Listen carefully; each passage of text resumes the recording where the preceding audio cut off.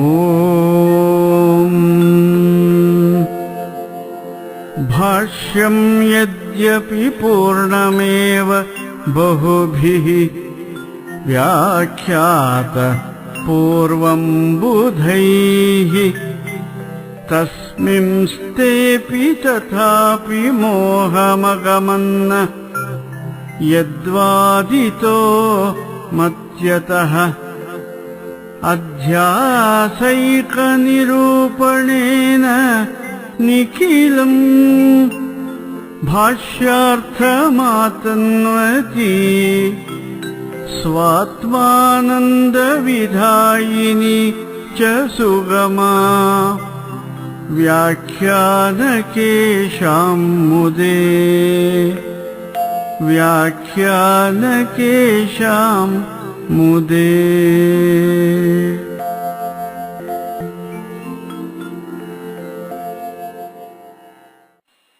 ಗುರವೇ ಸರ್ವಲೋಕಾನಾಂ ಭಿಷಜೇ ಭವರೋಗಿಣಾಂ ನಿಧಯೇ ಸರ್ವವಿದ್ಯಾನಾಂ ದಕ್ಷಿಣಾಮೂರ್ತಯೇ ನಮಃ. ಶಂಕರಂ ಶಂಕರಾಚಾರ್ಯಂ ಕೇಶವಂ ಬಾದರಾಯಣಂ ಸೂತ್ರಭಾಷ್ಯಕೃತೌ ವಂದೇ ಭಗವಂತೌ ಪುನಃ ಪುನಃ. ಶ್ರುತಿಸ್ಮೃತಿಪುರಾಣಾನಾಂ ಆಲಯಂ ಕರುಣಾಲಯಂ ನಮಾಮಿ ಭಗವತ್ಪಾದಂ ಶಂಕರಂ ಲೋಕಶಂಕರಂ.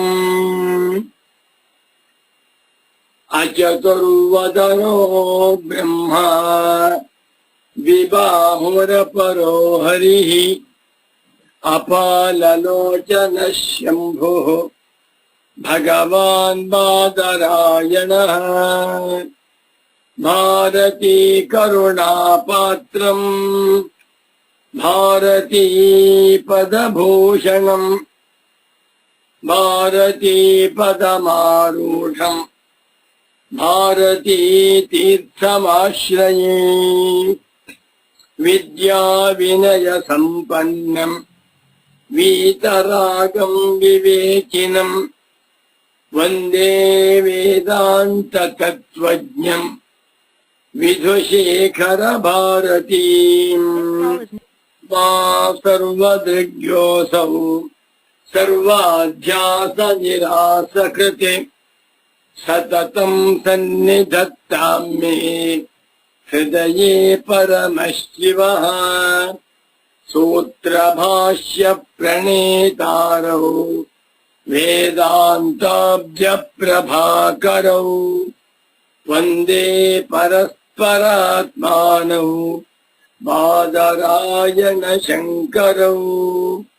ವಂದೇ ತಂ ಸಚ್ಚಿದಾನಂದಂ ಯತಿವರ್ಯಂ ಮಹಾಮತಿಂ ವೇದ ವೇದಾಂತ ಸಾರಜ್ಞಂ ಸದ್ಗುರುಂ ಪ್ರಣತೋಸ್ಮ್ಯಹಂ.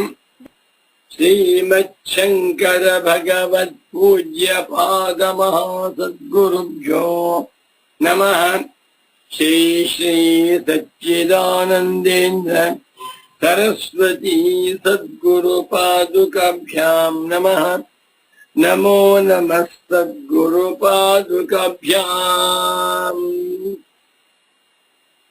ಸದ್ಗುರು ಭಕ್ತರು, ಭಗವದ್ ಭಕ್ತರು, ಮುಮುಕ್ಷ ಸಾಧಕರು, ವೇದಾಂತ ಪ್ರಿಯರು, ವೇದಾಂತಿಗಳು, ಆತ್ಮೀಯ ಪ್ರೇಮಾತ್ಮ ಸ್ವರೂಪಿಗಳು ಆಗಿರುವ ತಮ್ಮೆಲ್ಲರಿಗೂ ಇಂದಿನ ಸುಪ್ರಭಾತವನ್ನು ಹೇಳುತ್ತಾ, ಇಂದು ಶ್ರೀ ವಿಶ್ವಾವಸುನಾಮ ಸಂವತ್ಸರದಲ್ಲಿ ಉತ್ತರಾಯಣ ಗ್ರೀಷ್ಮ ಋತು ಜ್ಯೇಷ್ಠ ಮಾಸ ಶುಕ್ಲ ಪಕ್ಷ ದ್ವಿತೀಯ ತಿಥಿ ಉಪರಿ ತೃತೀಯ.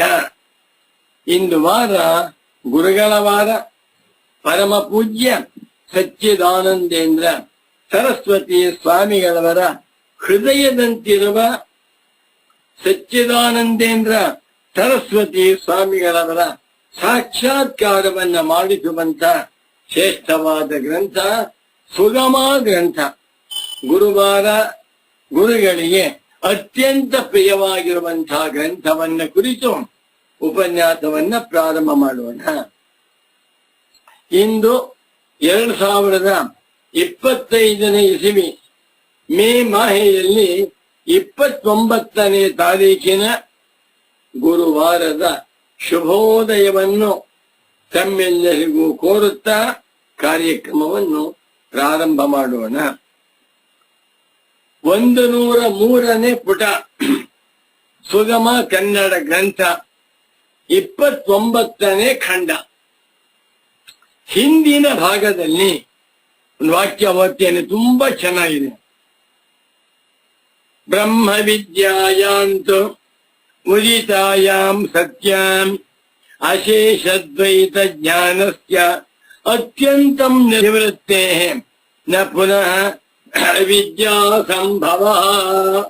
ಲೋಕದಲ್ಲಿರುವ ಅಭ್ಯಾಸಗಳಿಗಿಂತ ವೇದಾಂತದಲ್ಲಿ ಭಗವತ್ಪಾದ ಶಂಕರಾಚಾರ್ಯರಿಂದ ಪ್ರತಿಪಾದಿತವಾಗಿರುವ ಅಧ್ಯಾಸದ ವೈಲಕ್ಷಣ್ಯವೇನು ಅಂತ ತೋರಿಸ್ತಾ ಇದ್ದಾರೆ.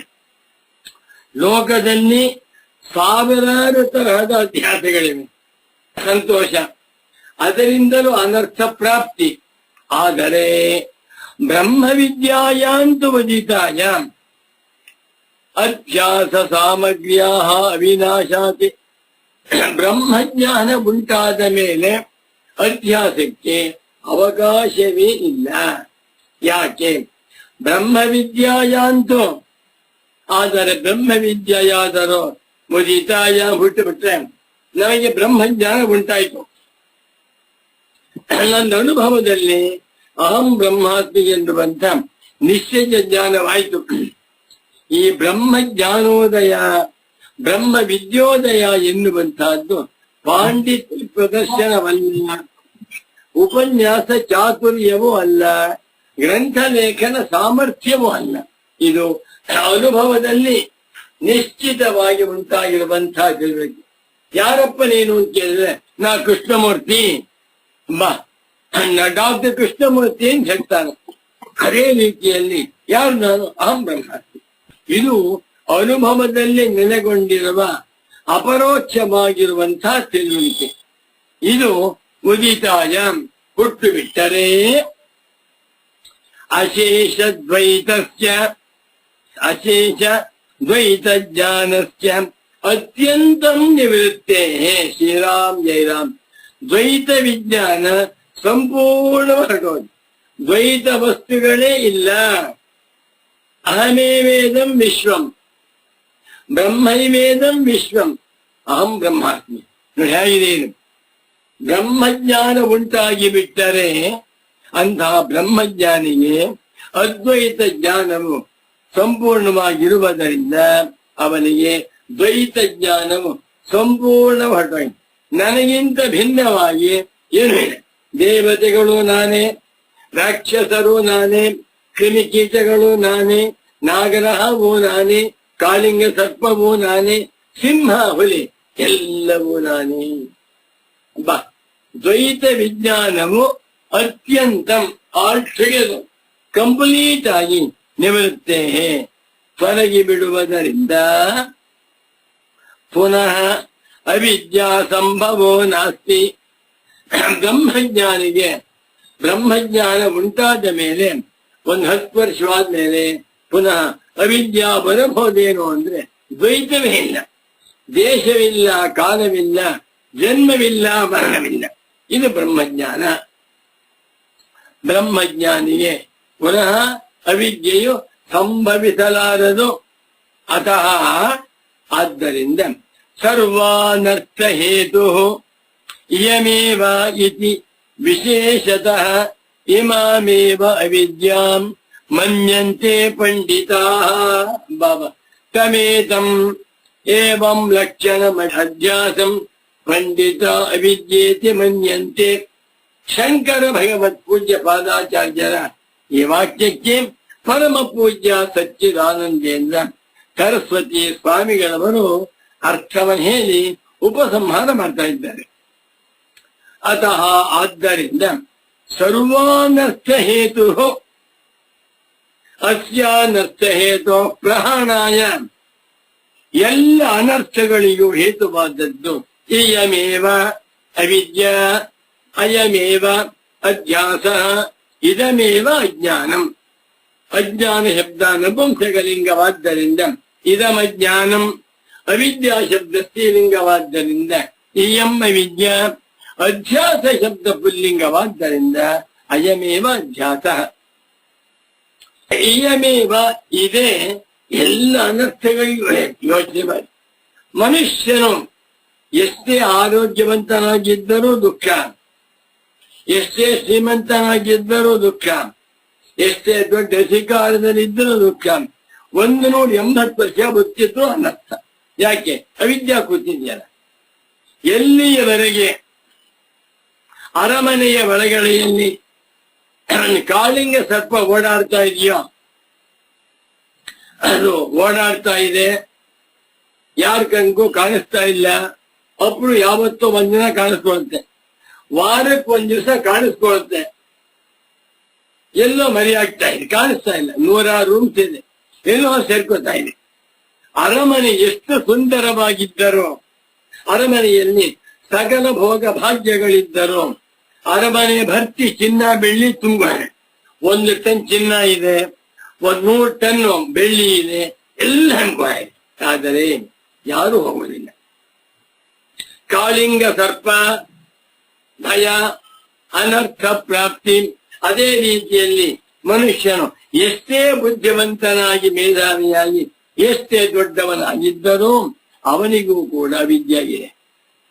ಅವಿದ್ಯೆ ಇರುವುದರಿಂದ ಸರ್ವಾನರ್ಥ ಹೇತು ಸರ್ವೇಷಾಂ ಅನರ್ಥಾನಾಂ ಹೇತು ಸರ್ವಾನರ್ಥ ಹೇತು. ಎಲ್ಲಾ ದುಃಖಗಳಿಗೂ ಅನರ್ಥಕ್ಕೂ ಅವಿದ್ಯೆಯೇ ಕಾರಣ. ಇದನ್ನ ಯಾರು ಹೇಳಿಲ್ಲ. ಶಂಕರ ಭಗವತ್ ಪೂಜ್ಯ ಪಾದಾಚಾರ್ಯರು 8ನೇ ಶತಮಾನದಲ್ಲಿ ಕೆತ್ತಿರುವಂತಹ ವಾಕ್ಯವಿದೆ. ಅಸ್ಯ ಸರ್ವಾನರ್ಥ ಹೇತೋ ಅಧ್ಯಾಸಸ್ಯ ಅಧ್ಯಾಸ ಕಳ್ಕೊಳ್ಬೇಕಾ? ಸಿನ್ಸಿಯರ್ ಹೇಳಿ. ನಿಮಗೆ ಅಧ್ಯಾಸ ನಿವೃತ್ತಿ ಆಗ್ಬೇಕಾ? ಆರೋಗ್ಯ, ಐಶ್ವರ್ಯ, ದುಡ್ಡು, ಕಾಸು, ಕೀರ್ತಿ ಬೇಕಾ? ಸ್ವಾಮಿ, ನಮಗೆ ಅಧ್ಯಾಸ ನಿವೃತ್ತಿಯಾಗಬೇಕು, ಅದೇ ಮೋಕ್ಷ. ಮೋಕ್ಷವೇ ಬೇಕಾದರೆ ನೀವು ಮಾಡಬೇಕಾದ ಕೆಲಸವೇನು? ಅಧ್ಯಾಸ ನಿವೃತ್ತಿ.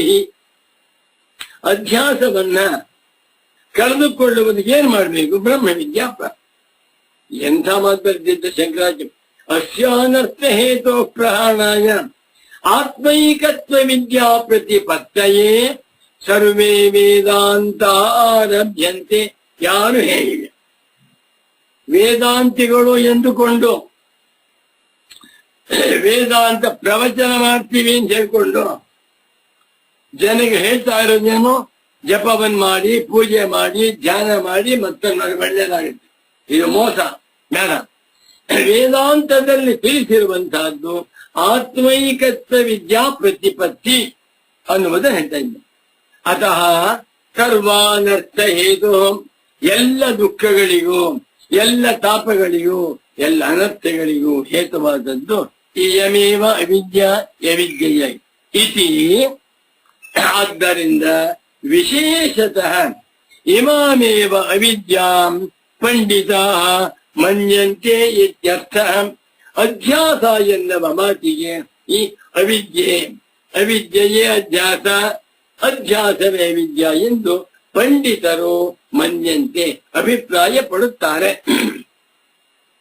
ಯಥಾಚ ಇದಂ ತಥಾ ಅಗ್ರೆ ಸ್ಫುಟಯಿಷ್ಯತೆ. ನೋಡಿ, ಪರಮ ಪೂಜ್ಯ ಸದ್ಗುರು ವರೇಣ್ಯರು, ಕಾರುಣ್ಯ ಸಾಗರರು ಆಗಿರುವಂತ ಸಚ್ಚಿದಾನಂದೇಂದ್ರ ಸರಸ್ವತಿ ಸ್ವಾಮಿ ಹೇಳ್ತಾ ಇದ್ದಾರೆ. ಈ ವಿಷಯವನ್ನ ಮುಂದೆ ನಾವು ಇನ್ನೂ ಸ್ಫುಟವಾಗಿ ತಿಳಿಸಿಕೊಡುತ್ತೇವೆ. ಈ 3 ವಿಷಯ. ಒಂದು, ಜನ್ಮ ಮರಣ ಸುಖ ದುಃಖ ರೂಪವಾಗಿರುವಂತಹದ್ದು ಸಂಸಾರ ಅನ್ನರ್ಥ. ಇದಕ್ಕೆ ಕಾರಣವಾದದ್ದು ಅವಿದ್ಯ. ಅವಿದ್ಯೆಯನ್ನ ಕಳಚಿಕೊಳ್ಳಬೇಕಾದರೆ, ಅವಿದ್ಯೆಯನ್ನ ನಾಶ ಮಾಡಿಕೊಳ್ಳಬೇಕಾದರೆ, ಅವಿದ್ಯೆ ಬಾಧ ಮಾಡಿಕೊಳ್ಬೇಕಾದ್ರೆ ಬ್ರಹ್ಮವಿದ್ಯೆಯೇ ಬೇಕು ಎನ್ನುವ 3 ವಿಷಯಗಳನ್ನ ನಾವು ಮುಂದಿನ ಭಾಗದಲ್ಲಿ ಇನ್ನೂ ಸ್ಫುಟವಾಗಿ ತಿಳಿಸಿಕೊಡುತ್ತೇವೆ. ಅಂದ್ರೇನು? ನೀವು ಅದನ್ನು ಓದಬೇಕು ಅಂತ ಅರ್ಥ. ಮುಂದಕ್ಕೆ ಹೋಗ್ತೀನಿ. 103ನೇ ಪುಟ ಕನ್ನಡದ ಗ್ರಂಥ, 29ನೇ ಖಂಡ. ಚೆನ್ನಾಗಿದೆ. ಇದು ನವವಿಂಶತಿ ಖಂಡ ಅಥವಾ ಏಕೋನ ತ್ರಿಂಶ ಖಂಡ. ವಿದ್ಯಾಸ್ವರೂಪಂ. ಎಷ್ಟು ಚೆನ್ನಾಗಿದೆ. ಓದ್ತಾ ಓದ್ತಾ ಓದ್ತಾ ಬ್ರಹ್ಮಾನಂದ ಸ್ವಾಮಿ ಮಾನವರಾಗಿ ಹುಟ್ಟಿ ತತ್ವ ಜಿಜ್ಞಾಸುಗಳಾಗಿ ಬದುಕುತ್ತಿರುವಂತಹ ನಮ್ಮಂಥವರಿಗೆ ಈ ವಾಕ್ಯಗಳಲ್ಲದೆ ಬೇಕಾಗಿಲ್ಲ.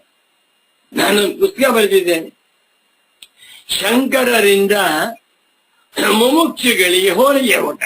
ಬಾ, ಹೋಳಿಗೆ ಊಟ ಯಾರಿಗೆ ಬೇಡ? ಎಲ್ಲರಿಗೂ ಬೇಕು. ರಾಜರಿಗೂ ಬೇಕು, ರಂಗರಿಗೂ ಬೇಕು, ಅಧಿಕಾರಿಗಳಿಗೂ ಬೇಕು, ಭಿಕ್ಷುಕರಿಗೂ ಬೇಕು. ಮುಮುಕ್ಷುಗಳಿಗೆ ಶಂಕರ ಭಗವತ್ ಪೂಜ್ಯ ಪಾದಾಚಾರ್ಯರು ಉಣಬಡಿಸಿರುವಂತ ಊಟಗಳು ಅಂತ ಪುಸ್ತಕ ನೋಡಿ. ಪುಸ್ತಕ ತಗೊಂಡ್ರು. ಅದರಲ್ಲಿ ಒಂದು 30-40 ಆರ್ಟಿಕಲ್ ಕೊಟ್ಟು ಅಂತೆಲ್ಲ ಬರೆದಿದೆ. ಇದು ಅಧ್ಯಾಸ ಭಾಷ್ಯದ ಬರೆದಿರುವಂತಹ ವಾಕ್ಯ. ನೋಡಿ, ಶುರು ಮಾಡ್ತಾ ಇದ್ದೀನಿ. ವಿದ್ಯಾಸ್ವರೂಪಂ. ಶಾಂಕರ ಭಾಷ್ಯದಲ್ಲಿ ಏನಿದೆ? ತದ್ವಿವೇಕೇನ ಚ ವಸ್ತು ಸ್ವರೂಪಾವಧಾರಣಂ ವಿದ್ಯಾಂ ಆಹು. ಅಧ್ಯಾಸ ಭಾಷ್ಯ. ಕೃಪೆ ಮಾಡಿ ತಾವೆಲ್ಲರೂ ಕೂಡ ಒಂದ್ ಕೆಲಸ ಮಾಡ್ಬೇಕು. ಮಾಡ್ತೀರಾ ಅಂತ ನಂಬಿಕೆ ಇದೆ. ಅಧ್ಯಾಸ ಭಾಷ್ಯವನ್ನು ಗಟ್ಟಿ ಮಾಡಿಬಿಡಿ. ಅದರಂತೆ ನೀವು ರೆಕಾರ್ಡ್ ಮಾಡ್ಕೊಂಡ್ಬಿಡಿ. ಬೇಕಾದ್ರೆ ನಾನು ಮಾಡುವಂತಹ ಪಾಠವನ್ನ ನಿಮ್ಮ ಮೊಬೈಲ್ನಲ್ಲಿ ರೆಕಾರ್ಡ್ ಮಾಡಿಕೊಂಡು ದಿನ ಹೇಳ್ತಾ ಬನ್ನಿ. 1 ತಿಂಗಳ ಬಾಯಿ ಬಂದು ಹೋಗುತ್ತೆ. ಅಧ್ಯಾಸ ಭಾಷ್ಯವನ್ನ ಗಟ್ಟಿ ಮಾಡಿಬಿಟ್ಟು ಅಧ್ಯಾಸ ಭಾಷ್ಯದ ಅರ್ಥವನ್ನ ಅನುಸಂಧಾನ ಮಾಡುತ್ತಾ ಆ ವಾಕ್ಯಗಳಿಗೆ ಪರಮ ಪೂಜ್ಯ ಸಚ್ಚಿದಾನಂದೇಂದ್ರ ಸರಸ್ವತಿ ಸ್ವಾಮಿಗಳವರು ಬರೆದಿರುವಂತ ಸುಗಮ ವ್ಯಾಖ್ಯಾನವನ್ನು ನೋಡ್ತಾ ಬಂದುಬಿಟ್ರೆ ನೀವು ನಿಜವಾದ ಮುಮುಕ್ಷುಗಳಾಗಿದ್ದ ಪಕ್ಷದಲ್ಲಿ, ಕೋಟಿಗೊಬ್ಬ ಮುಮುಖ್ಯವಾಗಿದ್ದ ಪಕ್ಷದಲ್ಲಿ ನಿಮಗೆ ಬ್ರಹ್ಮವಿದ್ಯಾ ಉಂಟಾಗುವುದು ಗ್ಯಾರಂಟಿ. ನಾನು ಬರ್ಕೊಡ್ತೀನಿ ಗ್ಯಾರಂಟಿ. ನಿಮ್ಮ ಮನಸ್ಸಿನಲ್ಲಿ ಮಾತ್ರ ಮುಮುಕ್ಷುತ್ವ, ಜಿಜ್ಞಾಸುತ್ವ, ಗುರುಭಕ್ತಿ ಶುದ್ಧವಾಗಿರಬೇಕು. 29ನೇ ಖಂಡ. ವಿದ್ಯಾ ಸ್ವರೂಪಂ. ವಿದ್ಯಾ ವಿರೋಧಿತ್ವಾತ್ ತನ್ನಿವರ್ತ್ಯತ್ವಾಚ್ಚ ಅಧ್ಯಾಸಮೇವ ಅವಿದ್ಯಾ ಮನ್ಯಂತೆ ಇತ್ಯುಕ್ತಂ. ಕಾ ಪುನಃ ಅಸೌ ವಿದ್ಯಾ ನಾಮ. ಹೇಗೆ ಬರೀತಾರೆ? ಚಿಕ್ಕ ಮಕ್ಕಳಿಗೆ ಅಮ್ಮ ಅನ್ನವನ್ನ ಪುಟಾಣಿ ಗೋಲಿ ಮಾಡಿ ತಿನ್ನಿಸುವಂತೆ ಪೂಜ್ಯ ಸದ್ಗುರು ಪರಮ ಕಾರುಣ್ಯದಿಂದ ಬರಿತಾ ಇದ್ದಾರೆ ಸ್ವಾಮಿ. ಅಂಥ ಮಹತ್ವವನ್ನ ಸ್ಮರಣೆ ಮಾಡ್ಕೊಂಡು ಏನ್ ಬೇಡ. ಸಚ್ಚಿದಾನಂದೇಂದ್ರ ಸರಸ್ವತಿ ಸದ್ಗುರು ಪಾದುಕಾಭ್ಯಾಮ ನಮಃ ಹೇಳ್ಕೊಂಬಿಡಿ. ಎಲ್ಲಾ ಪಾಪಗಳು ಭಸ್ಮ. ಎಂಥ ಮಹಾತ್ಮರು, ತಪಸ್ವಿಗಳು, ಜ್ಞಾನಿಪುಂಗವರು, ವಯೋವೃದ್ಧರು, ತಪೋವೃದ್ಧರು, ಶಾಸ್ತ್ರ ವೃದ್ಧರು, ವಿದ್ಯಾವೃದ್ಧರು, ಆಶ್ರಮ ವೃದ್ಧ, ಕಾರುಣ್ಯ ವೃದ್ಧರು. ನಾನು ನನ್ನ ಜೀವಮಾನದಲ್ಲಿ ಇಲ್ಲಿಯವರೆಗೆ ಇಂಥ ಮಹಾತ್ಮರಾದ ಸನ್ಯಾಸಿಗಳನ್ನ ಎಲ್ಲಿಯೂ ಇವತ್ತವರೆಗೆ ನೋಡಿಲ್ಲ. ಮುಂದೆ ನೋಡ್ಬೋದೇನೋ ಗೊತ್ತಿಲ್ಲ. ಈ ವಿದ್ಯಾ ಎಂದರೇನು? ವಿದ್ಯಾ ಸ್ವರೂಪಂ. ವೇದಾಂತಗಳಲ್ಲಿ ಮತ್ತೆ ಮತ್ತೆ ಮತ್ತೆ ಮತ್ತೆ ವಿದ್ಯಾ ಅಂತ ಬ್ರಹ್ಮವಿದ್ಯಾ, ಆತ್ಮವಿದ್ಯಾ, ಪ್ರತ್ಯಗಾತ್ಮ ವಿದ್ಯಾ, ಪರಮಾರ್ಥ ವಿದ್ಯಾ, ಸ್ವರೂಪ ವಿದ್ಯಾ, ಸಹಜ ವಿದ್ಯಾ, ಚಿನ್ನಾಮ ವಿದ್ಯಾ. ವಿದ್ಯಾ ಅಂದ್ರೇನು? ಜ್ಞಾಪಕ ಇಟ್ಕೊಳ್ಳಿ. ವಿದ್ಯಾ ಸ್ವರೂಪಂ, the nature of knowledge, the ಸ್ವರೂಪ ಆಫ್ ಎನ್ಲೈಟನ್ಮೆಂಟ್. ವೇದಾಂತದಲ್ಲಿ, ವೇದಾಂತ ಶಾಸ್ತ್ರದಲ್ಲಿ ವಿದ್ಯಾ ಎನ್ನುವ ಶಬ್ದವನ್ನ ಸಾವಿರಾರು ಸಲ ಬೆಳೆಸ್ತಾರೆ. ವಿದ್ಯಾ ಎಂದರೇನು ನೋಡಿ. ವಿದ್ಯಾ ವಿರೋಧಿತ್ವಾತ್ ವಿದ್ಯಾ ನಿವರ್ತ್ಯತ್ವಾಚ್ಚ ಅಧ್ಯಾಸಮೇವ ಅವಿದ್ಯಾ ಮನ್ಯಂತೆ ಇತ್ಯುಕ್ತಂ. ಹಿಂದಿನ ಭಾಗವನ್ನು ತೆಗೆದುಕೊಂಡು ಮುಂದಿನ ಭಾಗಕ್ಕೆ ಸಂಬಂಧವನ್ನು ಬೆಳೀತಾ ಇದ್ದಾರೆ. ಈ ಸಂಬಂಧವನ್ನ ಹೇಳುವುದರಲ್ಲಿ ಸಚ್ಚಿದಾನಂದೇಂದ್ರ ಸರಸ್ವತಿ ಸ್ವಾಮಿಗಳು ಅದ್ಭುತ, ಪರಮಾದ್ಭುತ. ನನಗೆ ಪಾಠಗಳನ್ನ ಮಾಡುವಾಗ ಹಳೆ ಪಾಠ ಹೊಸ ಪಾಠ ಎರಡಕ್ಕೂ ಸಂಬಂಧವೇನು? ಎಸ್ಪೆಷಲಿ ಬ್ರಹ್ಮಸೂತ್ರ ಶಾಂಕರ ಭಾಷ್ಯ ಪಾಠವನ್ನು ಮಾಡುವಾಗಲಂತೂ ಹಿಂದಿನ ಸೂತ್ರಕ್ಕೂ ಈ ಸೂತ್ರಕ್ಕೂ ಸಂಬಂಧವೇನು? ಹಿಂದಿನ ಅಧಿಕರಣಕ್ಕೂ ಈ ಅಧಿಕರಣಕ್ಕೂ ಸಂಬಂಧವೇನು? ಹಿಂದಿನ ಅಧ್ಯಾಯಕ್ಕೂ ಈ ಅಧ್ಯಾಯಕ್ಕೂ ಸಂಬಂಧವೇನು? ಹಿಂದಿನ ಶಾಂಕರ ಭಾಷ್ಯ ವಾಕ್ಯಕ್ಕೂ ಮುಂದಿನ ಶಾಂಕರ ಭಾಷ್ಯಕ್ಕೂ ಸಂಬಂಧವೇನು ಎನ್ನುವುದನ್ನ ತುಂಬಾ ಹೇಳಿದ್ದಾರೆ ಮಹಾತ್ಮರು. ನನ್ನ ಪಾಲಿಗೆ ಅವರೇ ಕಲ್ಪವೃಕ್ಷ, ಕಾಮಧೇನು, ಚಿಂತಾಮಣಿ. ಎರಡನೇ ಮಾತೆ ಹಿಂದೆ ಸಮೇತಂ ಏವಂ ಲಕ್ಷಣ ಮಧ್ಯಾಸಂ ಪಂಡಿತಾ ಅವಿದ್ಯಾಯಿತ ಮನ್ಯಂತೆ ಎನ್ನುವಂತಹ ವಾಕ್ಯದಲ್ಲಿ ವಿದ್ಯಾ ವಿರೋಧಿತ್ವಾತ್ ಬ್ರಹ್ಮ ವಿದ್ಯೆಗೆ ವಿರುದ್ಧವಾಗಿರುವುದರಿಂದಲೂ ತನ್ನಿವರ್ತ್ಯತ್ವಾಚ್ಯ ಬ್ರಹ್ಮವಿದ್ಯೆಯಿಂದ ತೊಲಗುವುದರಿಂದಲೂ ಕೂಡ ನಾಶ ಮಾಡಲ್ಪಡುವುದರಿಂದಲೂ ಅಧ್ಯಾಸಮೇವ ಅವಿದ್ಯ, ಅಧ್ಯಾಸವನ್ನೇ ಅವಿದ್ಯ ಎಂದು ಬ್ರಹ್ಮಜ್ಞಾನಿಗಳು ಮನ್ಯಂತೆ ತಿಳಿಯುತ್ತಾರೆ ಅಂತ ಹೇಳ. ಹಿಂದೆ ಯಾಕೆ ಅಧ್ಯಾಸವನ್ನ ಅವಿದ್ಯ ಅಂತ ಕರೆದಿದ್ದೀರಾ ಅಂತ ಕೇಳಿದ್ರೆ ವಿದ್ಯೆಗೆ ವಿರುದ್ಧವಾದ್ದರಿಂದ ಅವಿದ್ಯ. ವಿದ್ಯಾ ಉಂಟಾದ ಕೂಡಲೇ ಅಧ್ಯಾಸವು ಸಂಪೂರ್ಣವಾಗಿ ಇಲ್ಲವಾಗುವುದರಿಂದಲೂ ಅಧ್ಯಾಸಕ್ಕೆ ಅವಿದ್ಯಾ ಹೆಸರು ಅಂತಾರೆ. ಈ ಪ್ರಶ್ನೆ ಇವಾಗ ವಿದ್ಯಾ ವಿರೋಧಿತ್ವಾತಂದ್ರು. ವಿದ್ಯೆಗೆ ವಿರುದ್ಧವಾಗಿದೆ ಅವಿದ್ಯಾ. ವಿದ್ಯಾ ಅಂದ್ರೇನು? ಹಾಗೆ ಕಾ ಪುನಃ ಅಸೌ ವಿದ್ಯಾ ನಾಮ. ಅಸೌ ಶಬ್ದ ಸ್ತ್ರೀಲಿಂಗದಲ್ಲೂ ಇದೆ, ಪುಲ್ಲಿಂಗ. ಅಸೌ ಸೀತಾ ರಾಮ ಪತ್ನಿ, ಅಸೌ ರಾಮ ಸೀತಾ ಪತಿ. ಇದು ಬಹಳ ವಿಚಿತ್ರವಾದ ಶಬ್ದ. ಸಕಾರಾಂತಹ ಸ್ತ್ರೀಲಿಂಗ ಅದ ಶಬ್ದ. ಇದು ಅಸೌ ಅಮೂ ಅಮೂಹ ಸ್ತ್ರೀಲಿಂಗ. ಪುಲ್ಲಿಂಗದಲ್ಲಿ ಅದಸ್ ಸಕಾರಾಂತಹ ಪುಲ್ಲಿಂಗ ಅದ ಶಬ್ದ. ಅಸೌ ಅಮೂ ಅಮಿ ಎರಡು ಬೇರೆ ಬೇರೆ. ಪುಲ್ಲಿಂಗದಲ್ಲಿ ಅಸೌ ಅಮು ಅಮಿ, ಅಮುಂ ಅಮು ಅಮೂನ್ ಬರುತ್ತರೂಪ. ಸ್ತ್ರೀಲಿಂಗದಲ್ಲಿ ಅಸೌ ಅಮು ಅಮೂಹು, ಅಮೂಂ ಅಮು ಅಮೂಹು ರೂಪವಾಗುತ್ತೆ. ಪೂಜ್ಯ ಸದ್ಗುರುಗಳು ಮಹಾತ್ಮರೇ, ದೊಡ್ಡವರು ಬೇಡ, ಮಹಾತ್ಮರು, ತಪಸ್ವಿಗಳು. Very simple. ನನಗೆ ಆಶ್ಚರ್ಯ.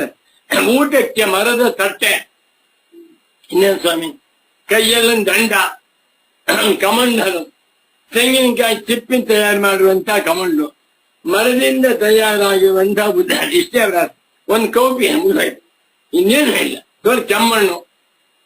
ಅಂಥ ಮಹಾತ್ಮರು ಏನ್ ಗ್ರಂಥ ಬರೆದಿದ್ದಾರೆ, ಏನು ತಮಾಷೆನೆ. ಈ ಅಧ್ಯಾಸ ಭಾಷ್ಯ ವ್ಯಾಖ್ಯಾನವನ್ನ ಸಾವಿರಾರು ವಿದ್ವಾಂಸರು ಕೂತ್ಕೊಂಡು ಅರ್ಥ ಮಾಡಿಕೊಂಡು ಧನ್ಯರಾಗಿಬೇಕು. ಸರಿ, ಅಧ್ಯಾಸವು ವಿದ್ಯೆಗೆ ವಿರುದ್ಧವಾಗಿದೆ, ಅಧ್ಯಾಸವು ವಿದ್ಯೆಯಿಂದ ನಿವೃತ್ತವಾಗಿದೆ ಅಂದ್ರೆ ವಿದ್ಯಾ ಅಂದ್ರೇನು? ಕಾಸೌ ವಿದ್ಯಾನಾಮ ತತ್ರ ತತ್ರ. ಈ ಪ್ರಶ್ನೆಗೆ ಉತ್ತರವನ್ನು ಭಗವಾನ್ ಶಂಕರರು ಹೇಳುತ್ತಿದ್ದಾರೆ ನೋಡಿ. ಆಂಟಿಕಲ್ ಹಾಕಿದ್ದಾರೆ. ಗುರುಗಳ ಕಾರಣ ಏನೋ ಪುಸ್ತಕ ಬರೆದೇ ಪ್ರಿಂಟ್ ಆಯ್ತು ಅಂತಲ್ಲ, ತಾವು ಬರೆದಿರುವಂತಹ ಗ್ರಂಥದ ಒಂದೊಂದು ವಾಕ್ಯವೂ ಕೂಡ ಮುಮುಕ್ಷ ಜನಗಳಿಗೆ ಅರ್ಥವಾಗಬೇಕು ಅನ್ನುವಂತಹ ಉದ್ದೇಶದಿಂದ ಎಷ್ಟು ಚೆನ್ನಾಗಿ ಬರೆದಿದ್ದಾರೆ ಗುರುಗಳು. ಇದು ಶಾಂಕರ ಭಾಷೆ. ತದ್ವಿವೇಕೇನ ಚ ವಸ್ತು ಸ್ವರೂಪಾವಧಾರಣಂ ವಿದ್ಯಾಂ ಆಹು. ಯಾರು? ಜ್ಞಾನಿನಃ ವೇದಾಂತಿನಃ ಪಂಡಿತಾ ಇತಿ ಹೇಷಃ. ಇಲ್ಲಿ ಅರ್ಥ ಇದೆ. ತದ್ವಿವೇಕೇನ ಚ, ಅದರ ವಿವೇಕದಿಂದ. ತದ್ ಶಬ್ದ ಬಳಸಿದ್ದಾರೆ ಶಂಕರಾಚಾರ್ಯರು, ಬಹಳ ಮುಖ್ಯವಾದ ಪದ. ತದ್ವಿವೇಕ ಎನ್ನುವ ಮಾತಿಗೆ ತಸ್ಯ ವಿವೇಕ ಅಂತಲ್ಲ, ತಯೋರ್ ವಿವೇಕ ಅಂತಲ್ಲ, ತೇಷಾಂ ವಿವೇಕ ಅಂತಲ್ಲ, ತಸ್ಯ ವಿವೇಕ ಅಂತಲ್ಲ. ಬಹಳ ಸ್ವಾರಸ್ಯಕರ ಬರೀತಾರೆ.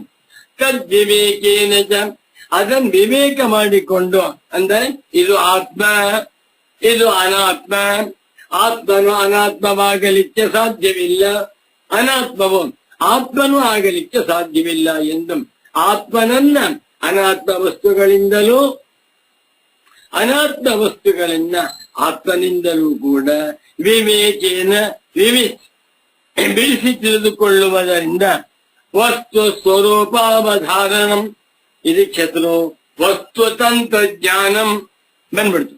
ವಸ್ತು ಸ್ವರೂಪವನ್ನ, ಆತ್ಮವಸ್ತು ಅನಾತ್ಮ ವಸ್ತು, ಪ್ರತ್ಯಗಾತ್ಮ ತತ್ವ, ದೇಹಾದಿಗಳ ಹಣೆ ಬರಹ, ಇದನ್ನ ವಸ್ತು ಸ್ವರೂಪವನ್ನ, ಆತ್ಮಾನಾತ್ಮರೆಂಬ ವಸ್ತುಗಳ ಸ್ವರೂಪವನ್ನ ಅವಧಾರಣಂ, ನಿಶ್ಚಯ ಜ್ಞಾನಂ, ಅಪರೋಕ್ಷ ಜ್ಞಾನಂ, ಅನುಭವ ಜ್ಞಾನ, ಇದನ್ನ ವಿದ್ಯಾಂ ಆಹು, ವಿದ್ಯೆ ಎಂದು ಪಂಡಿತರು ಹೇಳುತ್ತಾರೆ. ಇಷ್ಟೇ ಇದರಲ್ಲಿ ತದ್ವಿವೇಕೇನ ಚ ವಸ್ತು ಸ್ವರೂಪಾವಧಾರಣಂ ವಿದ್ಯಾಂ ಆಹು 5 ಪದ ಇದೆ. ಚಕಾರ ಬಿಟ್ಬಿಡಿ, 4 ಪದ. ಈ 4 ಪದಗಳಿಗೆ ಪರಮ ಪೂಜ್ಯ ಸಚ್ಚಿದಾನಂದೇಂದ್ರ ಸರಸ್ವತಿ ಸ್ವಾಮಿಗಳವರು 4 ಪುಟ ಬರೆದಿದ್ದಾರೆ. 4 ಪುಟ ಬರೆದಿದ್ದಾರೆ. ಓದ್ತೇನೆ, ನನಗೆ ಅರ್ಥವಾಗಿದೆ, ಚೆನ್ನಾಗಿ ಅರ್ಥವಾಗಿದೆ. ಜ್ಞಾಪಕ ಇಟ್ಕೊಳ್ಳಿ, ಇದು ಅಧ್ಯಾಸ ಭಾಷ್ಯ, ಶಾಂಕರ ಭಾಷ್ಯ. ಯಾವುದು? ತದ್ವಿವೇಕೇನ ಚ ವಸ್ತು ಸ್ವರೂಪಾವಧಾರಣಂ ವಿದ್ಯಾಮಾಹೋ ಎನ್ನುವಂತದ್ದು. ಇದಕ್ಕೆ ಗುರುಗಳ ವ್ಯಾಖ್ಯಾನ ಅದ್ಭುತವಾಗಿದೆ. ಶಂಕರಾಚಾರ್ಯ ನೋಡ್ಬಿಟ್ಟು ಕರೆದುತ್ತಾರೆ, ಭಲೆ ಭಲೆ ಭಲೆ. ತತ್ತಂದ್ರೇನು? ಈ ಸಂಸ್ಕೃತದಲ್ಲಿ ಸರ್ವನಾಮಗಳಿಗೆ ಏಕವಚನ, ದ್ವಿವಚನ, ಬಹುವಚನ ಅರ್ಥ ಉಂಟು. ಸರ್ವನಾಮಗಳಿಗೆ 6 ಅಧಿಕರಣಗಳ ಅರ್ಥ ಉಂಟು. 2 ಉದಾಹರಣೆ ಕೊಡ್ತೀನಿ. ದಶರಥಸ್ಯ 4 ಪುತ್ರಾಃ ಸಂತಿ, ಶ್ರೀರಾಮಃ, ಲಕ್ಷ್ಮಣಃ, ಭರತಃ, ಶತ್ರುಘ್ನಃ ಇತಿ. ಮುಂದುವರಿ. ನೆಕ್ಸ್ಟ್ ದಶರಥನಿಗೆ ರಾಮ, ಲಕ್ಷ್ಮಣ, ಭರತ, ಶತ್ರುಘ್ನ ಅಂತ 4 ಮಕ್ಕಳಿದ್ದಾರೆ. ನೆಕ್ಸ್ಟ್ ಈಗ ಅದು ತದ್ವಾಣೀಂ ಶ್ರುತ್ವ ದಶರಥ ಸಂತೋಷಮನುಭವತಿ. ತದ್ವಾಣೀಂ ಅಂದ್ರೇನು? ಆ ವಾಣಿಯನ್ನು, ಆ ಮಾತನ್ನು. ಯಾರ ಮಾತನ್ನು? ತೇಷಾಂ ವಾಣೀಂ ತದ್ವಾಣೀಂ, ಬಹುವಚನವಾಯಿತು. ತತ್ತನ್ನುವ ಶಬ್ದ ಇಲ್ಲಿ ಪ್ರಾತಿಪದಿಕವಾದ್ದರಿಂದ ಸಹ ತೌತೆ, ತಂ ತೌತಾನ್, ತೇನ ತಾಭ್ಯಾಂ ತೈಃ, ತಸ್ಮೈ ತಾಭ್ಯಾಂ ತೇಭ್ಯಃ, ತಸ್ಮಾತ್ ತಾಭ್ಯಾಂ ತೇಭ್ಯಃ, ತಸ್ಯ ತಯೋಃ ತೇಷಾಂ, ತಸ್ಮಿನ್ ತಯೋಃ ತೇಷು. 21 ರೂಪಗಳು ಬರುತ್ತೆ. 21 ರೂಪಗಳಿಗೆ ತತ್ತನ್ನುವಂತಹ ಪ್ರಾತಿಪದಿಕ. ಇನ್ನು ರಾಮ ರಾಮಾಯಣಂ ಪಡತಿ ತದ್ಗ್ರಂಥೆ ಅಂತಂದು, ತದ್ಗ್ರಂಥೆ ತಸ್ಮಿನ್ ಗ್ರಂಥ ಸಪ್ತಮಿ ಪಡೆ. ಆ ರಾಮಾಯಣ ಗ್ರಂಥದಲ್ಲಿ ಅದೇ ರೀತಿಯಲ್ಲಿ ತದ್ವಿವೇಕೇನ ಎನ್ನುವ ಪದದಲ್ಲಿರುವ ತತ್ ಅನ್ನುವಂತಹ ಪದಕ್ಕೆ ಏನರ್ಥವನ್ನು ಮಾಡಬೇಕು? ಬಾ, ಎಷ್ಟು ಡೀಪಾಗಿ ಹೋಗ್ತಾ ಇದ್ದಾರೆ ಪೂಜ್ಯ ಸದ್ಗುರುಗಳು. ತದ್ವಿವೇಕೇನ ಚ ತಸ್ಯಾಹ ಅವಿದ್ಯಾಯಾಹ ಅಧ್ಯಾಸ ಲಕ್ಷಣಾಯಾಹ ವಿವೇಕೇನ ವಸ್ತು ಸ್ವರೂಪಸ್ಯ ಯಥಾವತ್ ಅವಧಾರಣಂ ನಿಶ್ಚಯಂ ವಿದ್ಯಾಮಾಹೋ. ಬಾ, ಅದ್ಭುತವಾಗಿರುವಂತಹ ವ್ಯಾಖ್ಯಾನ. ತದ್ವಿವೇಕೇನ ಎನ್ನುವ ಮಾತಿಗೆ ತದ್ ಶಬ್ದದಿಂದ ಅವಿದ್ಯೆಯನ್ನ ತೆಗೆದುಕೊಳ್ಳಬೇಕು. ತಸ್ಯಾಹ ಅವಿದ್ಯಾಯಾಹ ಪಂಚಮಿ ಏಕವಚನ. ಅವಿದ್ಯೆಯ ದೆಸೆಯಿಂದ, ಅವಿದ್ಯಾ ಅಂದ್ರೇನು? ಅಧ್ಯಾಸ ಲಕ್ಷಣಾಯಾಹ, ಯಾವುದನ್ನ ಭಗವತ್ಪಾದ ಶಂಕರರು ಅಧ್ಯಾಸ ಎಂದು ಕರೆದಿದ್ದಾರೆಯೋ ಇಂಥ ಅಧ್ಯಾಸ ರೂಪವಾಗಿರುವ ಅವಿದ್ಯೆಯ ದೆಸೆಯಿಂದ ವಿವೇಕದಿಂದ ವಸ್ತು ಸ್ವರೂಪವನ್ನ ಯಥಾವತ್ ಹೇಗಿದೆಯೋ ಹಾಗೆ ಅವಧಾರಣಂ ನಿಶ್ಚಯ ಮಾಡಿಕೊಳ್ಳುವುದನ್ನ ವಿದ್ಯಾ ಎಂದು ಹೇಳುತ್ತಾರೆ ಎಂದರ್ಥ. ಅಂದ್ರೇನು? ಅವಿದ್ಯೆಯು ಎಲ್ಲರನ್ನು ಆವರಿಸಿಬಿಟ್ಟಿದೆ. ಎಲ್ಲ ಅಜ್ಞಾನಿಗಳಿಗೂ ಅವಿದ್ಯೆ ಇದೆ. ಅವಿದ್ಯೆಯ ಅವಿದ್ಯೆಯಿಂದ ಬಿಡಿಸಿಕೊಂಡು ಅವಿದ್ಯೆಯನ್ನು ತಳ್ಳಿ ಹಾಕಿಬಿಟ್ಟು ವಿವೇಕದಿಂದ ಸರಿಯಾಗಿ ವಸ್ತು ಸ್ವರೂಪಸ್ಯ ಆತ್ಮವಸ್ತು ಸ್ವರೂಪಸ್ಯ ದೇಹಾದಿ ಅನಾತ್ಮ ವಸ್ತು ಸ್ವರೂಪಸ್ಯ ಯಥಾವತ್ ಸಮ್ಯಜ್ಞಾನ ಇದು. ವಸ್ತು ತಂತ್ರಜ್ಞಾನ ಹೇಗಿದೆಯೋ ಹಾಗೆ ಅವಧಾರಣಂ ಕನ್ವಿಕ್ಷನ್ ಮನಸ್ಸಿನಲ್ಲಿ ದೃಢವಾಗಿರುವಂತ ನಿಶ್ಚಯ ಜ್ಞಾನಕ್ಕೆ ವಿದ್ಯಾ ಎಂದು ಕರೆಯುತ್ತಾರೆ. ನೋಡಿ, ನಮಗೆ ಲೌಕಿಕವಾಗಿ ನಿಶ್ಚಯ ಜ್ಞಾನ ಇದೆ, ಬೇಕಾದಷ್ಟು ವಿಷಯ. ಒಂದು ಉದಾಹರಣೆ ಕೊಡ್ತೇನೆ. ಒಬ್ಬ ಬಡವ, ಅಷ್ಟು ವಿದ್ಯಾವಂತನಲ್ಲ, ಜೀವನ ಮಾಡ್ಕೊಂಡಿದ್ದಾನೆ, ಭಿಕ್ಷೆ ಬೇಡ್ತಾ ಇದ್ದಾನೆ. ಭಿಕ್ಷೆಯಿಂದ ಜೀವನ. ಯಾರೋ ಪುಣ್ಯಾತ್ಮರು ಅವನ ಬಡತನವನ್ನು ಕಂಡು ಅವನ ಆ ಭಿಕ್ಷಾ ಪಾತ್ರೆಗೆ 500 ರೂಪಾಯಿ ನೋಟ್ ಹಾಕ್ತಾರೆ. ನೋಡ್ದ ಜ್ಞಾನ, 500 ರೂಪಾಯಿ ನೋಟು ಅಂದ್ಕೋತಾನೆ. ಅದನ್ನ ಆ ಭಿಕ್ಷೆಗ ತೆಗೆದುಕೊಂಡು ತನ್ನ ಜೇಬಿಗೆ ಜೋಪಾನವಾಗಿ ಇಟ್ಕೋತಾನೆ. ಯಾಕೆ? 500 ರೂಪಾಯಿ ನೋಟು. ಇನ್ನೊಬ್ಬ 1 ರೂಪಾಯಿ ಹಾಕ್ತಾ ಕರ್ತವ್ಯಗಳಿಗೆ ಇಟ್ಕೊತಾನೆ. ಯಾಕೆ? ಕಳೆದು ಹೋದ್ರೂ ಪರವಾಗಿಲ್ಲ, ಅವನಿಗೆ ಇದು 1 ರೂಪಾಯಿ ಅಂತ ಗೊತ್ತು, 500 ರೂಪಾಯಿ ನೋಡಿ ಗೊತ್ತು. ಎಷ್ಟು ಗೊತ್ತು? ನಿಶ್ಚಯನ 500 ರೂಪಾಯಿ ತಗೊಂಡು ಯಾವುದೋ ಹೋಟ್ಲು ಹೋಗಿ ತಿಂಡಿ ತಿಂತಾನೆ. ನಿಶ್ಚಯ ಜ್ಞಾನಿ. ಅವನು ಎಷ್ಟೇ ದೊಡ್ಡನಾದರೂ, ಎಷ್ಟೇ ಬಡವನಾದರೂ, ಎಷ್ಟೇ ಕುರೂಪಿಯಾಗಿದ್ದರೂ ಕೂಡ 500 ರೂಪಾಯಿ ನೋಟನ್ನ 1 ರೂಪಾಯಿ ನೋಟನ್ನು ತಿಳುವಳಿಕೆ ಬುದ್ಧಿವಂತ. ನಿಶ್ಚಯ ಜ್ಞಾನಿ. ಚಿಕ್ಕ ಮಕ್ಕಳು ಚಾಕ್ಲೇಟ್ ಕೊಡಿ, ಚೆನ್ನಾಗಿದೆ ಅಂತಾರೆ, ಚೆನ್ನಾಗಿದೆ ಅಂತ ನಿಶ್ಚಯ ಜ್ಞಾನ. ಅದೇ ರೀತಿಯಲ್ಲಿ ಬ್ರಹ್ಮಜ್ಞಾನಿಗೆ ನಿಶ್ಚಯ ಜ್ಞಾನವಾಗಿದೆ. ತದ್ವಿವೇಕೇನ ಚ ಅವಿದ್ಯೆಯಿಂದ ಬಿಡಿಸಿಕೊಂಡು ನಾನು ಬ್ರಹ್ಮಸ್ವರೂಪನಾಗಿದ್ದೇನೆ, ದೇಹಾದಿಗಳು ಅವಿದ್ಯಾ ಕಲ್ಪಿತವಾಗಿದೆ ಎಂದು ಅವಧಾರಣಂ, ಬಹಳ ಮುಖ್ಯವಾದ ಅವಧಾರಣ ಅಂದ್ರೆ ಧೈರ್ಯವಾಗಿ ನಿಶ್ಚಿತವಾಗಿ ತಿಳಿದುಕೊಂಡಿರುವುದನ್ನ ವಿದ್ಯಾ ಎಂದು ಹೇಳುತ್ತಾರೆ. ನನಗೆ ಆಶ್ಚರ್ಯವಾಗುತ್ತೆ. ದುಡ್ಡಿನ ವಿಷಯದಲ್ಲಿ ಪ್ರತಿಯೊಬ್ಬರಿಗೂ ವಿದ್ಯೆ ಇದೆ. ಒಂದು 10 ವರ್ಷ 15 ವರ್ಷ ದಾಟ್ಬಿಟ್ರೆ ದುಡ್ಡು ಕೊಡಿ. 500 ರೂಪಾಯಿ ನೋಟು, 200 ರೂಪಾಯಿ ನೋಟು, 1000 ರೂಪಾಯಿ ನೋಟು. ಅಬ್ಬ ಹೇಗೆ ಹೇಳ್ತಾ ನೋಡಿ. ಚಿಕ್ಕ ಮಕ್ಕಳಿಗೆ ಇದು ಡೈರಿ ಮಿಲ್ಕು, ಇನ್ನು 20 ಗೊತ್ತಿಲ್ಲ ಬೇರೆ ಹೇಳ್ತಾನೆ. ಅದೇ ತರಹ ಮುಮುಕ್ಷವಾದ ಸಾಧಕರಿಗೆ ನಿಶ್ಚಯವಾಗಿ ನಾನು ಅದ್ವಿತೀಯವಾದ ನಿತ್ಯ ಶುದ್ಧ, ನಿತ್ಯ ಬುದ್ಧ, ನಿತ್ಯ ಮುಕ್ತನಾಗಿರುವ ಸಚ್ಚಿದಾನಂದ ಮಂಗಳ ಸ್ವರೂಪನಾಗಿರುವ ಆತ್ಮ,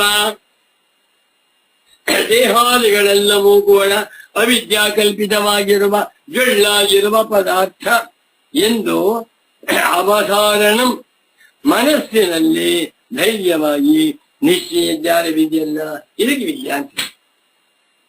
ವಿದ್ಯಾಂತ ಪುಸ್ತಕ ಬರೆದು ಬಿಟ್ಟ ವಿದ್ಯಾವಂತ, ವಿಭೂತಿ ಹಾಕೊಂಡ್ಬಿಟ್ಟ ವಿದ್ಯಾವಂತ, ಬಹಳ ಮಡಿ ಅಂತ ಹಾರಾಡ್ತಾ ಇದ್ದಾನೆ, ಎಲ್ಲ ಮೋಸ.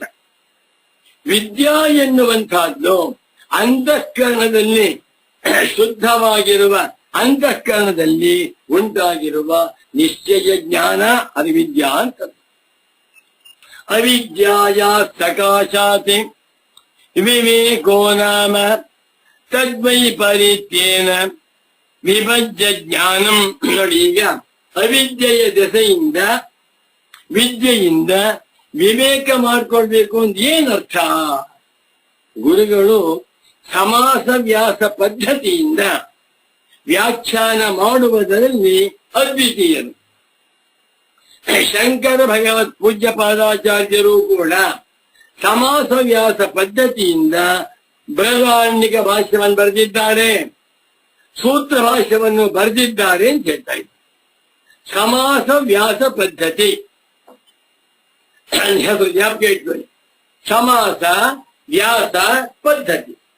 ಸಮಾಸ ಸಂಕ್ಷೇಪವಾಗಿ ಒಂದು ವಿಷಯವನ್ನ ಸಣ್ಣ ವಾಕ್ಯದಲ್ಲಿ ಹೇಳಿಬಿಟ್ಟು ಅನಂತ ಅದನ್ನ ವ್ಯಾಸ ವಿಸ್ತಾರವಾಗಿ ತಿಳಿಸಿಕೊಡುವಂತಹ ಕ್ರಮ. ಇದು ಶಂಕರ ಭಗವತ್ ಪೂಜ್ಯ ಪಾದಾಚಾರ್ಯರಿಗೆ ದಕ್ಕಿತ್ತು. ಅದೇ ಕ್ರಮ ಪರಮ ಪೂಜ್ಯ ಸಚ್ಚಿದಾನಂದೇಂದ್ರ ಸರಸ್ವತಿ ಸ್ವಾಮಿಗಳಿಗೂ ದಕ್ಕಿದೆ. ಇದಕ್ಕೆ ಹೆಸರು ಸಮಾಸ ವ್ಯಾಸ ಪದ್ಧತಿ ಅಥವಾ ಸೂತ್ರ ಭಾಷ್ಯ ಪದ್ಧತಿ. ಸೂತ್ರ ರೂಪದಿಂದ ವ್ಯಾಖ್ಯಾನವನ್ನ ಮಾಡಿ ತಮ್ಮ ವ್ಯಾಖ್ಯಾನವನ್ನು ತಾವೇ ವಿವರಿಸುವಂತಹ ಕ್ರಮ. ನೋಡಿ, ಪೂಜ್ಯ ಸದ್ಗುರುಗಳು ಮೊದಲು ಬರೆದರು, ತದ್ವಿವೇಕೇನ ತಸ್ಯಾಹ ಅವಿದ್ಯಾಯಾಹ ಅಧ್ಯಾಸ ಲಕ್ಷಣಾಯಾಹ ವಿವೇಕೇನ ವಸ್ತು ಸ್ವರೂಪಸ್ಯ ಯಥಾವತಿ ಅವಧಾರಣಂ ನಿಶ್ಚಯಂ ವಿದ್ಯಾಮಾಹೋ. ಅದನ್ನು ಪುನಃ ವಿವರಿಸ್ತಾ ಇದ್ದೇನೆ. ಅವಿದ್ಯಾಯ ಸಕಾಶಾತ್ ವಿವೇಕೋ ನಾಮ ಕಿಂ. ಅವಿದ್ಯೆಯ ದೆಸೆಯಿಂದ ಅವಿದ್ಯೆಯಿಂದ ಬೆಳೆಸಿಕೊಂಡು ವಿವೇಕ ಮಾಡಿಕೊಳ್ಳುವುದು ಏನರ್ಥ? ಶಬ್ದ ಹೇಳಿದ್ರು, ಆ ಶಬ್ದಕ್ಕೆ ನಮ್ಗೆ ಅನುಭವ ಬರಬೇಕಲ್ಲ ಅರ್ಥ ಹೇಳ್ತಾ ಇದ್ದಾರೆ. ತದ್ವೈಪರೀತ್ಯೇನ ಅವಿದ್ಯೆಯಲ್ಲಿ ವಸ್ತುವನ್ನ ಸರಿಯಾಗಿ ತಿಳಿದುಕೊಳ್ಳದೆ ಇರುವುದನ್ನ ಬೇರೆ ರೀತಿ ತಿಳಿದುಕೊಳ್ಳುವುದು ಅವಿದ್ಯೆಯಾದರೆ, ಅದಕ್ಕೆ ವಿರುದ್ಧವಾಗಿ ತದ್ವೈಪರೀತ್ಯೇನ ವಿಭಜ್ಯ ವಿಂಗಡಿಸಿ ತಿಳಿದುಕೊಳ್ಳುವಿಕೆ. ಇದು ಅದು ಇದು ಅದಲ್ಲ, ಅದು ಇದಲ್ಲ. ಆತ್ಮನ ದೇಹವಲ್ಲ, ದೇಹವು ಆತ್ಮನೂ ಅಲ್ಲ, ಆತ್ಮನು ಆತ್ಮನೇ, ದೇಹಾದಿಗಳು ಅವಿದ್ಯಾ ಕಲ್ಪಿತವೇ ಎಂದು ವಿಭಜ್ಯ ವಿಂಗಡಿಸಿ ಬೇರ್ಪಡಿಸಿ ತಿಳಿದುಕೊಳ್ಳುವುದಕ್ಕೆ ಜ್ಞಾನ ವಿದ್ಯಾ ಎಂದು ಹೆಸರು ಅಂತಂದು ಪುನಃ ವಿವರಿಸ್ತಾ ಇದ್ದಾರೆ ಅದನ್ನ.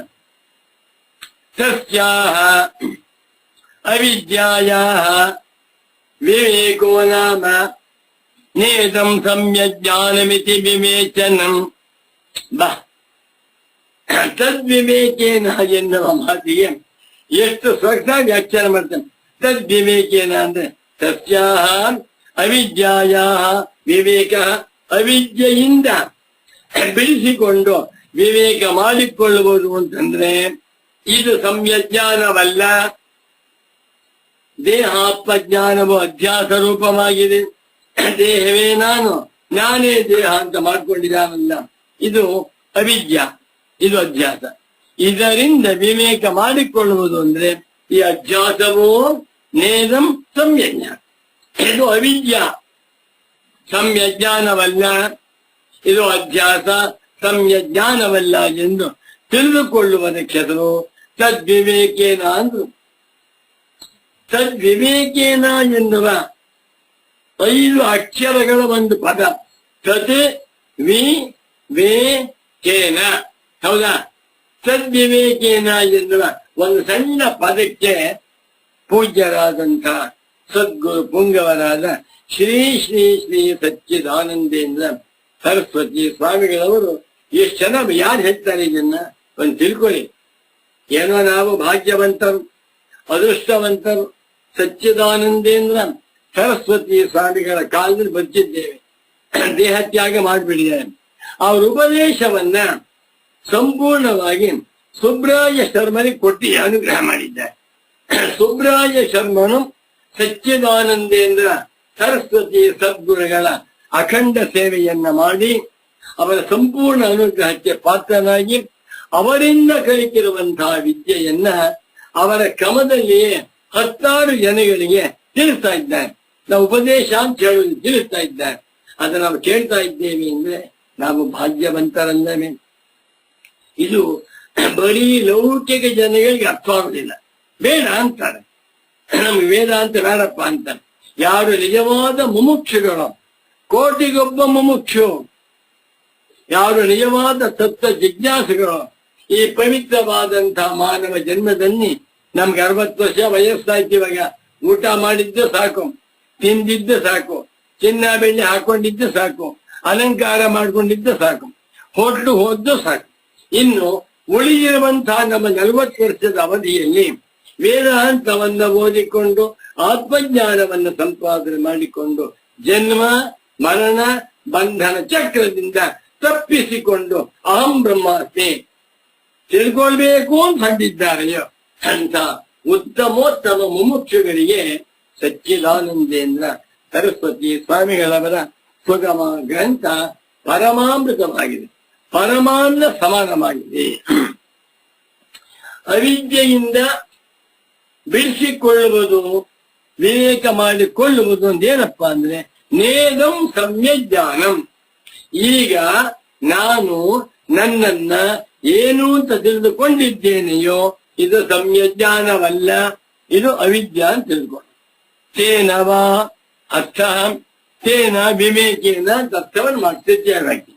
ಯದ್ವಾ ಇನ್ನೊಂದರ್ಥ ತಯೋ ವಿವೇಕ ತದ್ವಿವೇಕ ಇನ್ನೊಂದರ್ಥ ತದ್ವಿವೇಕೇನ ಎನ್ನುವ ಮಾತಿ ತಯೋ ಆತ್ಮ ಅನಾತ್ಮನೋ ವಿವೇಕ. ಆತ್ಮ ಅನಾತ್ಮ, ಆತ್ಮನಿಂದ ಅನಾತ್ಮವನ್ನು ಬಿಡಿಸಿಕೊಳ್ಳುವುದು, ಅನಾತ್ಮದಿಂದ ಆತ್ಮನನ್ನು ಬಿಡಿಸಿಕೊಳ್ಳುವುದಕ್ಕೆ ತದ್ವಿವೇಕ ಅಂತ ಅರ್ಥ ಮಾಡುವುದು. ಯದ್ವಾ ಅಥವಾ ತಯೋ ವಿವೇಕ, ಎರಡರ ವಿವೇಕ. ಇದು ಆತ್ಮ, ಇದು ಅನಾತ್ಮ. ಆತ್ಮನೇ ನಾನು, ಅನಾತ್ಮ ಎನ್ನುವಂತ ದೇಹಾದಿಗಳು ಅವಿದ್ಯಾಕಲ್ಪಿತವಾಗಿರುವ ಹುಸಿತುವರಿಕೆ ಪದಾರ್ಥ ಎಂದು ನಿಶ್ಚಯ ಮಾಡಿಕೊಳ್ಳುವುದಕ್ಕೂ ವಿದ್ಯಾ ಎಂದು ಹೆಸರು. ಪ್ರಕೃತಯೋ ಧರ್ಮ ಧರ್ಮಿಣೋ ಬುದ್ಧಿಸ್ಥತ್ವಾತ್ ತಚ್ಛಬ್ದೇನ ಪರಾಮರ್ಶ ಕ್ರಿಯತೆ. ವ್ಯಾಕರಣ ಬರೀತಾ ಇದ್ದಾರೆ. ಇಲ್ಲಿ ತದ್ವಿವೇಕೇನ ಎನ್ನುವ ಮಾತಿಗೆ ಅವುಗಳ ವಿವೇಕ ಅಂತ ಅರ್ಥ. ಅವುಗಳ ಅಂದ್ರೆ ಯಾವುದು? ಇಲ್ಲಿ ಬುದ್ಧಿಸ್ತತ್ವ, ಶಂಕರಾಚಾರ್ಯರ ಬುದ್ಧಿಯಲ್ಲಿ, ಜಿಜ್ಞಾಸುಗಳ ಬುದ್ಧಿಯಲ್ಲಿ ಇರುವಂತಹ ಪದಾರ್ಥ ಯಾವ ಸದ್ಯಕ್ಕೆ ವಿದ್ಯಾವಿದ್ಯೆಗಳು ಅಥವಾ ಆತ್ಮಾನಾತ್ಮ. ಬುದ್ಧಿಯಲ್ಲಿರುವ ಆತ್ಮಾನಾತ್ಮಗಳನ್ನು ಮನಸ್ಸಲ್ಲಿ ಇಟ್ಕೊಂಡು ಶಂಕರಾಚಾರ್ಯರು ತಯೋ ವಿವೇಕ ಧರ್ಮ ಧರ್ಮಿಣೋ, ಒಂದು ಧರ್ಮ ಒಂದು ಧರ್ಮಿ. ಧರ್ಮ ಧರ್ಮಿಗಳು ಬುದ್ಧಿಯಲ್ಲಿರುವುದರಿಂದ ಅದನ್ನ ತಚ್ಛಬ್ದದಿಂದ ಪರಾಮರ್ಶೆ ಮಾಡಿದ್ದಾರೆ ಅಂತ ಆಗಬಹುದು. ನೋಡಿ, ಆ ಇಬ್ಬರು ಹುಡುಗರು ರಾಮ ಲಕ್ಷ್ಮಣ ಅಂತಿದ್ದಾರಲ್ಲ, ಬಹಳ ಒಳ್ಳೆಯವರನ್ನೇ. ಆ ಇಬ್ಬರು ಹುಡುಗರು ಅಂದ್ಬಿಟ್ಟೆ ಮೊದಲು. ಯಾರವರು? ಆ ಇಬ್ಬರು ಹುಡುಗರು ಅಂತ ಹೇಳುವಾಗ ನನ್ನ ಮನಸ್ಸಿನಲ್ಲಿರುವಂತ ಇಬ್ಬರು ಯಾರು? ರಾಮ ಲಕ್ಷ್ಮಣ.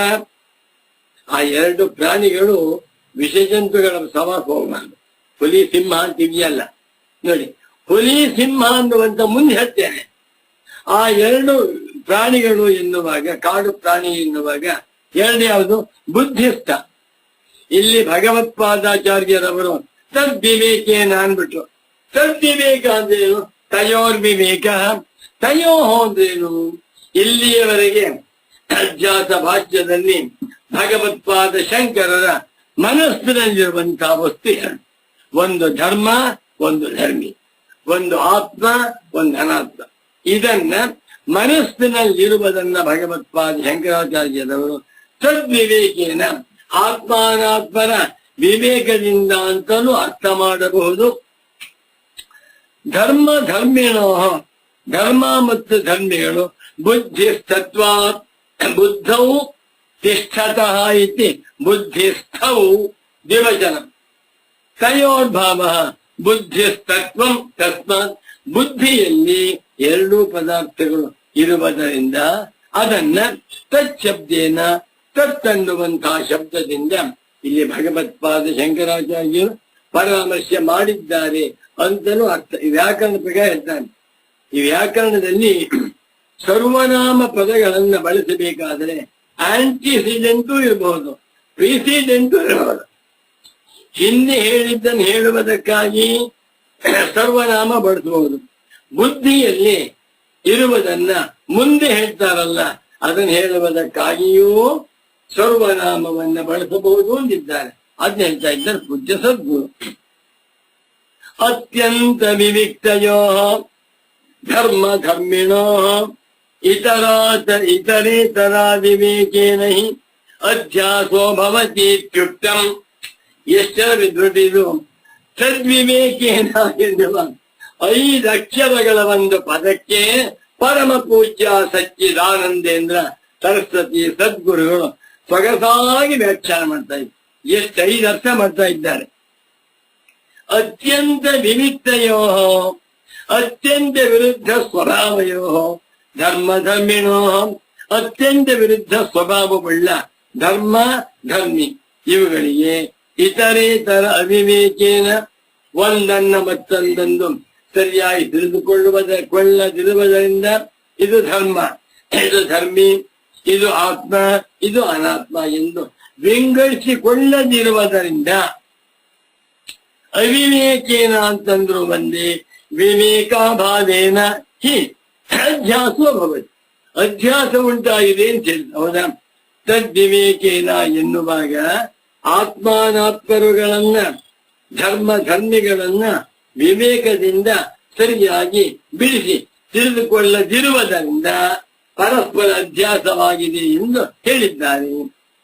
ತದ್ವಿಪರ್ಯಯೇನ ಅದಕ್ಕೆ ವಿರುದ್ಧವಾಗಿ ತಯೋ ಅನ್ಯೋನ್ಯ ವಿವೇಕೇನ ಸತ್ಯಾನೃತ ಬುದ್ಧಿ ಗೋಚರತ್ವ ಪ್ರತಿಪತ್ಯ ವಸ್ತು ಸ್ವರೂಪಸ್ಯ ನಿರ್ಧಾರಣಂ ವಿದ್ಯಾಮಾಹೋ ಇತಿ ಯೋಜನೀಯಂ.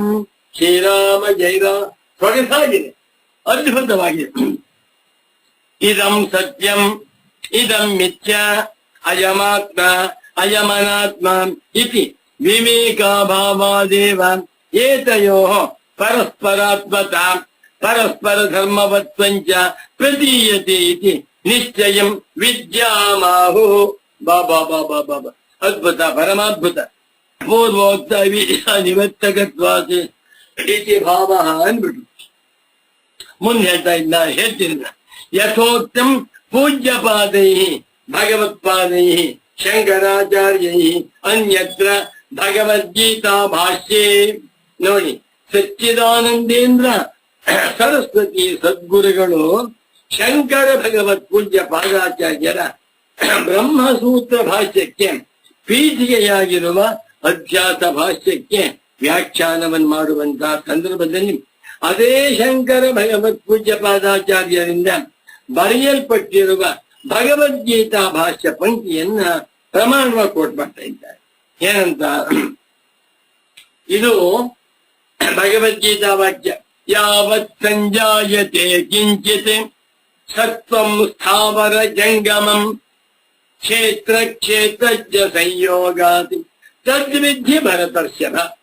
ಕ್ಷೇತ್ರ ಕ್ಷೇತ್ರಜ್ಞ ಸಂಯೋಗ, ಆತ್ಮಾನಾತ್ಮರ ಅಧ್ಯಾಸ, ಧರ್ಮ ಧರ್ಮಿಗಳ ಅಧ್ಯಾಸ, ಕ್ಷೇತ್ರ ಕ್ಷೇತ್ರಜ್ಞರ ಅಧ್ಯಾಸ ಅಂತ ಬರೆದಿದ್ದಾರೆ. ಅದನ್ನು ಕೋಟ್ ಮಾಡ್ತಾ ಇದ್ದಾರೆ ಗುರು.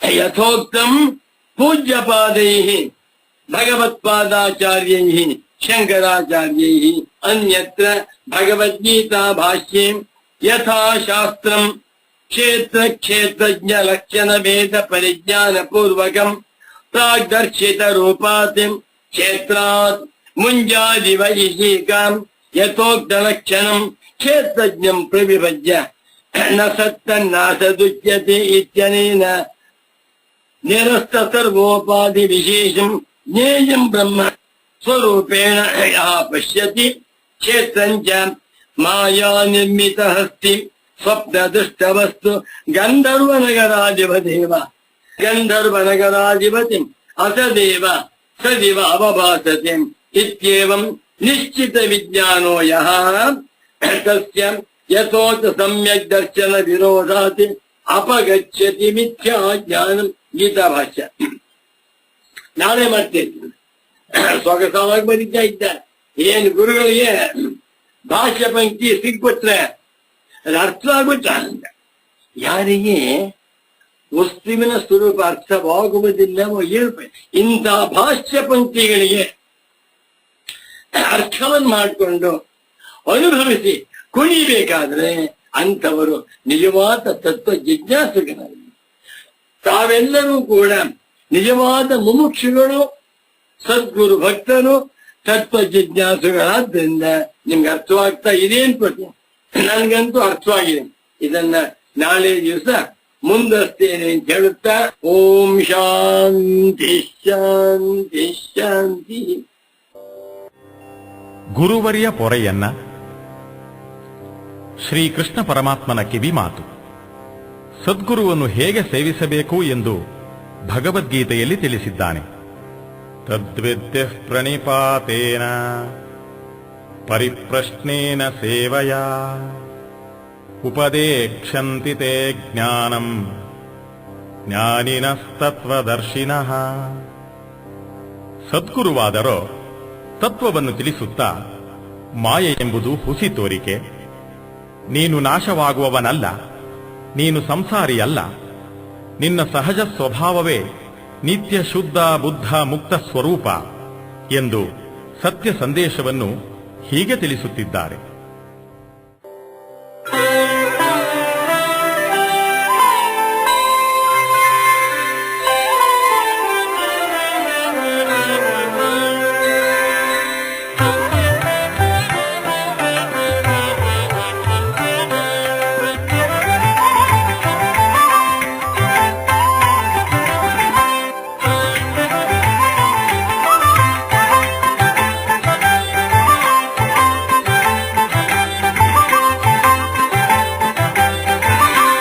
ಗುರುವರ್ಯ ಪೊರೆಯನ್ನ ಕರುಣದಿ ನೀ ನೋಡಿ ಮರೆಯನ್ನ ಅಪರಾಧವ ಚರಣವ ಪಿಡಿವೆ. ಗುರುವರ್ಯ ಪೊರೆಯನ್ನ ಕರುಣದಿ ನೀ ನೋಡಿ ಮರೆಯನ್ನ ಅಪರಾಧವ. ಗುರುವರ್ಯ ಪೊರೆಯನ್ನ ಗುರುವರ್ಯ ಪೊರೆಯನ್ನ ಗುರುವರ್ಯ ಪೊರೆಯನ್ನ.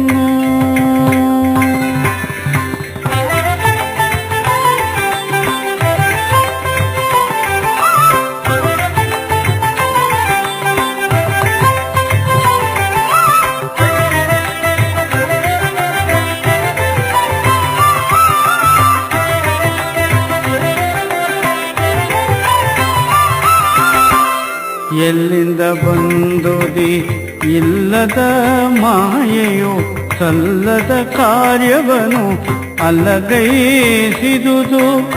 ಎಲ್ಲಿಂದ ಬಂದುದಿ ಇಲ್ಲದ ಮಾಯೆಯು ಸಲ್ಲದ ಕಾರ್ಯವನ್ನು ಅಲ್ಲಗೈಸಿದುದು. ನಿನ್ನ ಬೋಧೆಯ ಮೀರುತ್ತ ಅನ್ಯವ ಭಜಿಸಿ ಕುನ್ನಿಯದೆನು ದೇವ ಮನ್ನಿಸಿ ತಪ್ಪ. ನಿನ್ನ ಬೋಧೆಯ ಮೀರುತ್ತ ಅನ್ಯವ ಭಜಿಸಿ ಕುನ್ನಿಯದೆನು ದೇವ ಮನ್ನಿಸಿ ತಪ್ಪ. ಗುರುವರ್ಯ ಪೊರೆಯನ್ನ ಕರುಣದಿ ನೀ ನೋಡಿ ಮರೆಯನ್ನ ಅಪರಾಧವ. ಗುರುವರ್ಯ ಪೊರೆಯನ್ನ ಗುರುವರ್ಯ ಪೊರೆಯನ್ನ ಗುರುವರ್ಯ ಪೊರೆಯನ್ನ.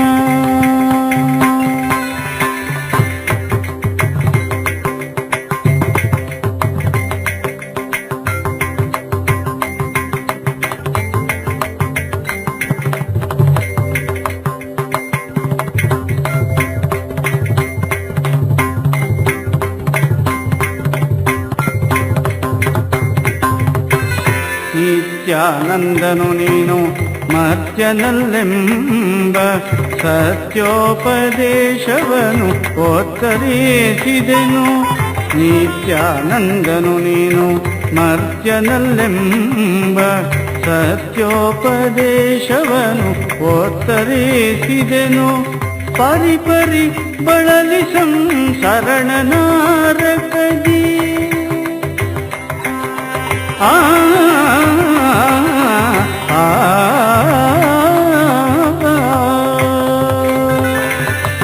ಪರಿಪರಿ ಬಳಲಿ ಸಂಸರಣನಾರಕದಿ ಕೊರಗಿ